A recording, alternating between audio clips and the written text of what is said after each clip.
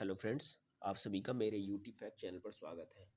हम लोग भारत के नदी तंत्रों का अध्ययन कर रहे हैं। तो अब तक हम लोगों ने गंगा नदी तंत्र के टॉपिक के अंतर्गत हम लोगों ने गंगा नदी एवं उसकी सहायक नदियाँ जो हैं उनके बारे में पढ़ रहे हैं। तो जो गंगा की बाएं तट की जो सहायक नदियाँ हैं उनके बारे में अब तक हम लोगों ने रामगंगा नदी, बूढ़ी गंडक, गोमती, घाघरा, गंडक जैसी नदियों का अध्ययन कर चुके हैं। इस वीडियो में हम लोग कोसी नदी के बारे में देखेंगे। जो कोसी नदी है यह गंगा की एक महत्वपूर्ण सहायक नदी है। तो कोसी जो नदी है इसे बिहार का शोक भी कहा जाता है। तो चलिए इसको देख लेते हैं कोसी नदी के बारे में। तो कोसी जो नदी है तो ये 7 सहायक नदियों की सहायता से इसका निर्माण होता है। मतलब इसमें क्या है, 7 धाराएं जब आकर मिलती हैं तो 7 धाराओं के संगम से इस नदी का उद्गम होता है। 7 धाराओं के संगम से इस नदी का उद्गम होता है, जिसके कारण ही इसे कोसी नदी या सप्त कोसी नदी भी कहा जाता है। सप्त कोसी, कोसी नदी को सप्त कोसी नदी भी कहा जाता है क्योंकि इसमें 7 धाराएं आकर मिलती हैं। इसी कारण से इसे सप्त कोसी नदी कहा जाता है। कोसी नदी तंत्र को सूर्यकोशी, कोसी नदी तंत्र को सूर्यकोशी, अरुण तथा भोटे कोसी जैसी नदियों का, इसकी जो 7 सहायक नदियां हैं तो उसमें सूर्यकोशी, अरुण कोसी, भोटे कोसी जैसी नदियों का उद्गम क्षेत्र जो है वो तिब्बत में अवस्थित है।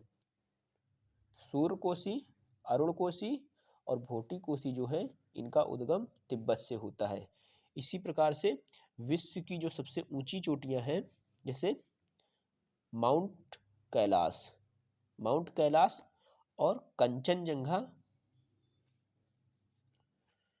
जो पर्वत श्रेणियां हैं, माउंट कैलाश और कंचनजंगा जो पर्वत श्रेणियां हैं तो ये कोसी नदी के प्रवाह क्षेत्र के अंतर्गत ही आती हैं।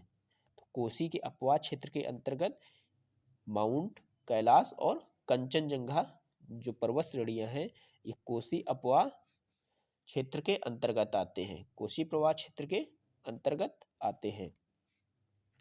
जो बागमती नदी है, बागमती नदी जो है यह कोसी की ही एक सहायक नदी है।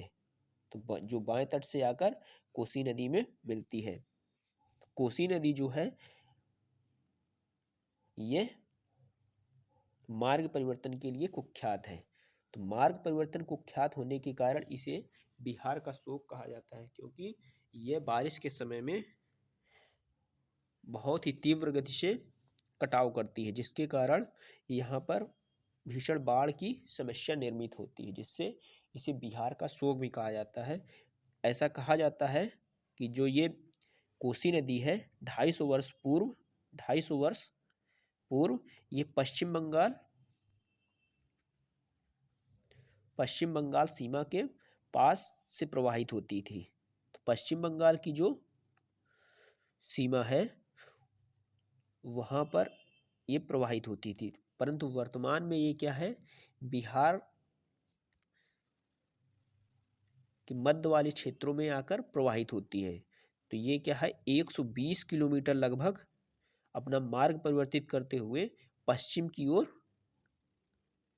इसका विस्थापन हो चुका है। तो जैसे ये कोसी जो नदी है पहले क्या है, बंगाल वाले क्षेत्रों के निकट प्रवाहित होती थी, वर्तमान में इसकी जो विस्तार क्षेत्र देखने को मिलता है, प्रवाह क्षेत्र कुछ इस प्रकार से, पहले ऐसे यहाँ से प्रवाहित होती थी, कटाव करते हुए ये क्या है अब 120 किलोमीटर और पश्चिम से ये प्रवाहित होती है। 120 किलोमीटर ये क्या है, कटाव कर चुकी है। कोसी नदी की अस्थिर प्रकृति के कारण मानसून के समय इसमें बहुत सारी गाद आती है। तो बहुत सारी जो गाद आती है जिस कारण से इसे बिहार का शोक कहा जाता है, बिहार का सोक कहा जाता है। जब गाद आती है तो जो इसमें जल होता है, तो जल क्या है, विभिन्न निम्न भूमि क्षेत्रों में फैलता है। तो जब फैलता है तो उन निम्न भूमि क्षेत्रों में ही बाढ़ की समस्या निर्मित होती है। तो ये हो गया कोसी नदी के बारे में। तो हम लोगों ने अब तक देखा है गंगा नदी में जो उसकी बाएं तट से आकर मिलने वाली नदियां हैं उनके बारे में। अब हम लोग नेक्स्ट वीडियो में शुरू करेंगे जो दाएं तट से आकर जो गंगा नदी में मिलती है नदियां उनके बारे में, जैसे यमुना नदी के बारे में देखेंगे एवं उसकी सहायक नदियों के बारे में देखेंगे। साथ ही साथ एक अन्य महत्वपूर्ण जो नदी है जो गंगा में दाहिने तट से आकर मिलती है जिसे सोन नदी कहा जाता है। सोन नदी का जो उद्गम क्षेत्र है वो छोटा नागपुर पठार के क्षेत्र से होता है। तो उसको हम लोग देखने समझने की कोशिश करेंगे। इस वीडियो को यहीं तक रखते हैं। वीडियो अच्छा लगा हो तो वीडियो को लाइक करें, कमेंट करें तथा बेल आइकन को ज़रूर प्रेस कर लीजिए ताकि वीडियो सबसे पहले आप तक पहुंच सके। थैंक यू, धन्यवाद। जय हिंद, जय भारत।